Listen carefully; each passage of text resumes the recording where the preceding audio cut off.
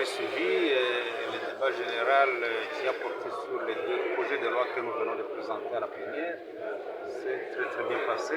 Je rappelle que nous venons de présenter un premier projet de loi qui porte sur le blanchiment des capitaux et la lutte contre le financement du terrorisme.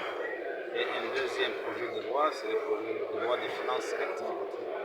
Je disais que le débat s'est très bien passé.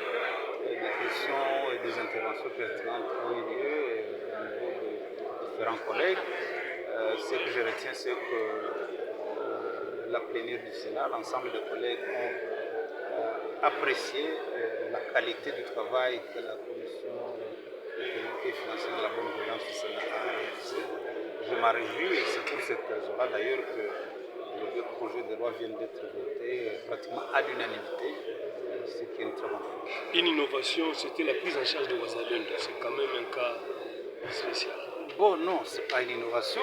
La prise en charge de Wazalendo a toujours été le leitmotiv du gouvernement. Peut-être que c'est fait avec des ratés. Maintenant, le ministère de la Défense nous a donné des assurances que cette question de la prise en charge de Wazalendo a été maintenant prise à bras le corps, que désormais tout va se passer de manière coordonnée. On attend voir, on évaluera, mais en termes d'innovation, je voudrais vous dire qu'il y a bien mieux que ça encore en termes d'innovation, notamment dans la loi de finances rectificative, notamment avec la création d'un fonds d'investissement, d'un fonds stratégique d'intervention.